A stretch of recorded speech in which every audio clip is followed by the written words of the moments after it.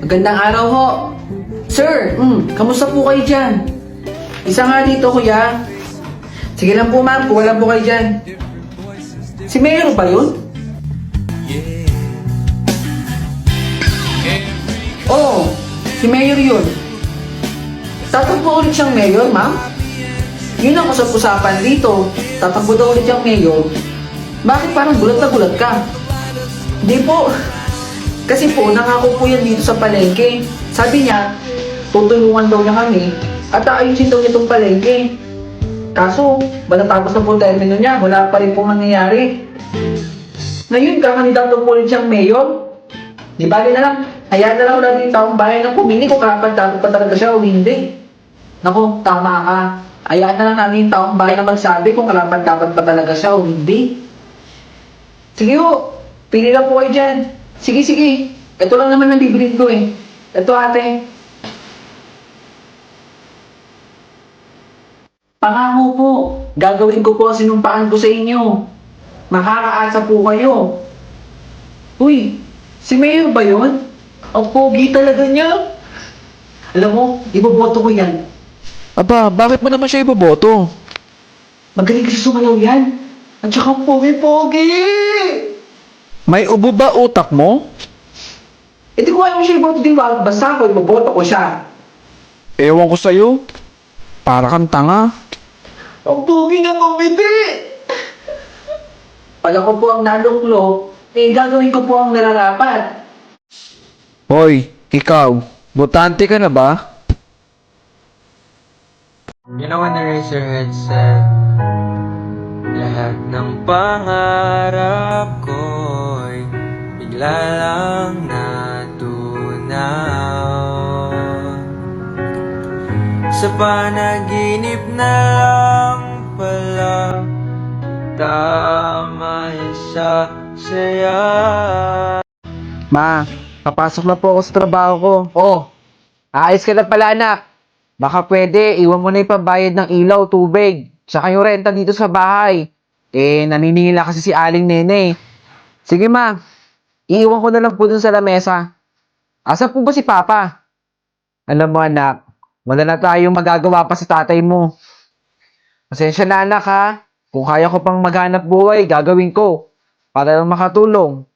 Hindi na po isipin yun. Nagtrabaho na po ako. Sige anak, mag-ingat ka ha.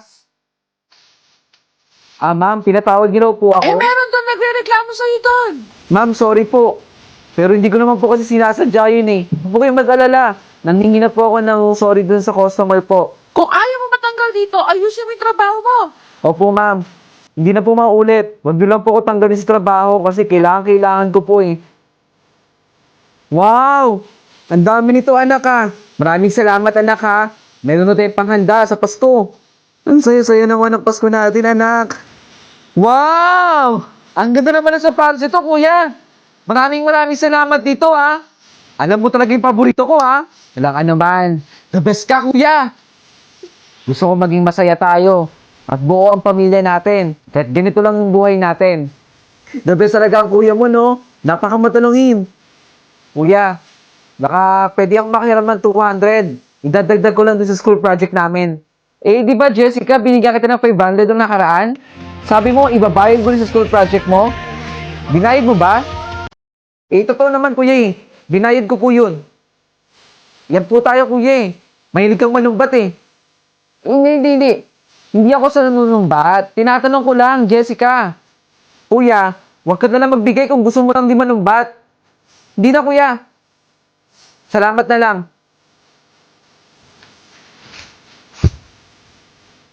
Oh, boss, baka gusto mo ng cellphone. Bagay na bagay ito para sa mga TikTok videos mo. Murang-mura lang po ito. Kaya niyo pong bilhin. Ano, boss? Kunin niyo po. Hindi po. Pero, mabibili ko din yan.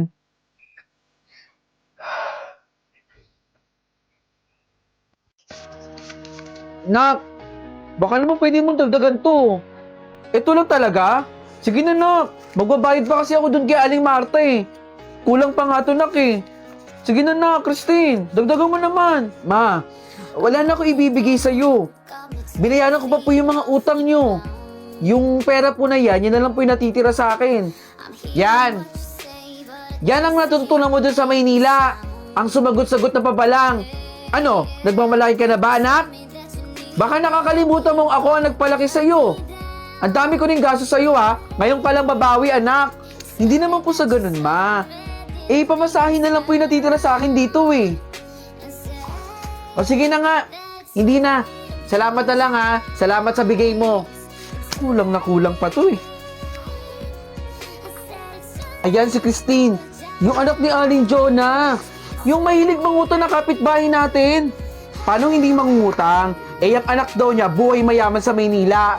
Hindi daw nagpapadala yan dito para matulungan yung pamilya niya sa probinsya. Hindi lang natin sure kung totoo yun. Pero mukhang totoo naman. Tingnan mo naman yung itsura niya. Buhay mayaman talaga at paalis na rito. Aling Marta, mawalang galang na po ha. Ako po ba yung pinag-uusapan ninyo? Kausap ba kita? At take note ha, hindi ikaw ang pinag-uusapan namin. Ikaw lang ba, Christine, dito? Eh, obvious naman eh. Tara na nga, Mare. Maniningil pa ako ng pautang eh. Aling Marta, pasensya na. Magbabayad naman ako sa iyo eh. Pangako yan. Ang tagal-tagal na ng utang mo. Ilang araw kitang pinupuntahan dito sa bahay ninyo, pero nagtatago ka. Bakit ba hindi ka mangingi doon sa anak mong mayaman? Nasa Maynila siya, di ba? Nagtatrabaho? Ang sarap-sarap ng buhay ng anak mo doon. Pa-post-post sa social media, pakain sa masarap. Tapos hindi ka man lang binibigyan, Jonah. Magbayad ka sa akin. Manghihingi ako sa anak ko. Tatawag ako ngayon. Siguraduhin mo lang ha, ipababarangay kita, Jonah. Tandaan mo yan. Pangako, magbabayad ako sa'yo. Tatawag lang ako sa anak ko at sana masagot niya yung tawag mo. Buhay mayaman yung anak niya, hindi siya makahingi doon. Kakainis. Anong meron dito? Bakit ang daming tao? May mga nagsusugal. Ang liwa-liwanag dito. Huy! Ano bang meron Nandito dito? na pala si Aling Johnny. Yung anak mo po yung pinaglalamayan dito. Ha? Ang anak ko! Christine! Bakit parang di niya alam?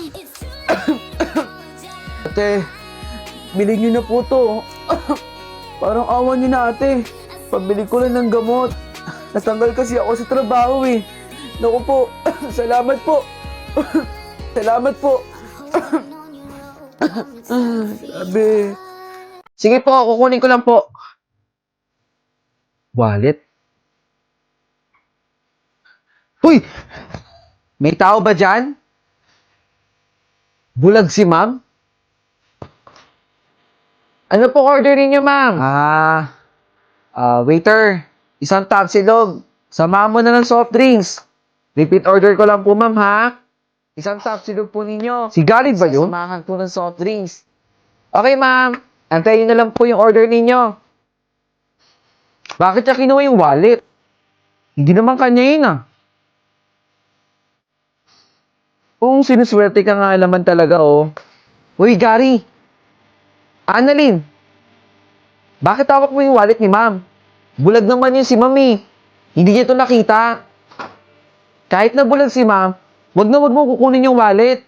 Kasi hindi naman sa'yo yan, eh. Di ba, Annalyn, sinabi ko naman sa'yo, nangangailangan ako. Nasa hospital kasi yung magulang ko, eh. Kailangan ko ng pera. Gary, basta magawain pa din yan. Pero Annalyn, pag nanakaw pa rin yan, tulungan mo na lang akong maibalik tong wallet na to. Natatakot ako eh, baka mamaya mapagbintangan niya ako na kinuha ko talaga yung wallet niya. Yan totoo naman, napulot ko lang to eh. O sige, kung tulungan kita, ibabalik natin yung wallet dun sa may-ari. Dahil hindi naman talaga sa'yo yan. Eto. Sige na, ako nang bahala. Complete order na po yan, ma'am. Maraming salamat. Bakit ikaw yung naghatid? Nasaan yung waiter na lalaki? Meron lang pong ginawa dun sa isa pang customer. Maraming salamat ulit. Ma'am, sa inyo po ata itong wallet. Nalaglag po ninyo. Maraming salamat. Sige po, dito na po ako. Teka, nasaan yung mga pera ko dito? At yung ibang cards ko? Pag dinakaw ka, no? Saglit, tatawag ako ng pulis. Ma'am, huwag po kayong tumawag ng pulis. Teka. Bakit po ako? Eh si Annalyn naman po yung may hawak nun ah. Gary, huwag ka na magsinungaling. Hindi ko kinuha yung pera. Ito po yung bag ko. Ma'am, positive po. Na kay Annalyn po. O, di ba? Sinabi ko naman sa inyo eh, na kay Annalyn. Paano po nangyari? Nandiyan po yan. Ops, ibalik mo yung bag kay Annalyn. Gary, ma'am, alam kong ikaw ang kumuha. Anong ako? Hindi po ba bulag kayo? Nagpapanggap lang akong bulag. Nakita ko ang lahat kung paano mo kinuha yung pera sa loob ng wallet ko. Ma'am! Guys, andito na naman si Dela Cruz. Yung sip-sip nating kaklase. Matalino? Kung sa bagay, ang laki-laki nga ng ulo niya eh. De Guzman, Mega Mind! Ano, De La Cruz? Magsuntukan kaya tayo dito? Ano? Dito na ako. Takot ka, De La Cruz! De Guzman, pwede pumasok ka na sa klase nyo? At binubuli mo pa talaga si De La Cruz, ha? Ano, gusto mo ba ulit mag-guidance? Sabihin mo lang. Itigil mo na yan, De Guzman, ha? Hindi ka nakakatuwa. Okay po, ma'am. Mali yung ginagawa mo. Pasok ka sa klase. Pasalamat ka, De La Cruz. Dumating si ma'am. Kung hindi, baka nasa pa kita. Tara na. Ay, saglit. Andyan si De La Cruz. De Guzman! Lumpo ka, De La Cruz! Namumuro ka na, ha? Lumpo! Malaki na nga ulo, malaki na nga mata, lumpo pa! Ano, De La Cruz? De Guzman? Maangas! Tara na! Mamaya ka sa akin sa labas, De La Cruz. To sum up our discussion, anyone? Ma'am! Yes, De Guzman. Time na po. Uwian na po, ma'am. Wala na talaga natitirang konting respeto sa'yo, De Guzman, eh, no? Nagdi-discuss yung teacher nyo dito sa harapan, tapos inoorasan mo ko? Pero nandito pa ako sa harap. Konting respeto, De Guzman. Okay, tomorrow, pakitawag yung magulang mo, ha? Kailangan ko sila makausap. Opo, ma'am. De La Cruz. Present po, ma'am. De Guzman. Absent po si De Guzman, ma'am. Absent na naman si De Guzman? Bakit? Ano nangyari doon? May alam ba kayo? Hindi rin po namin alam, ma'am, eh. Saan kayo nakatira dito si De Guzman? Grabe no, kawawa yung bata. Ano kaya nangyari doon?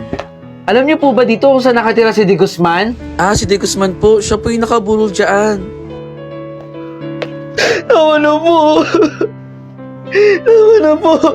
Hindi ko na po gagawin yun pa. Huwag niyo na po akong saktan. Tama na po.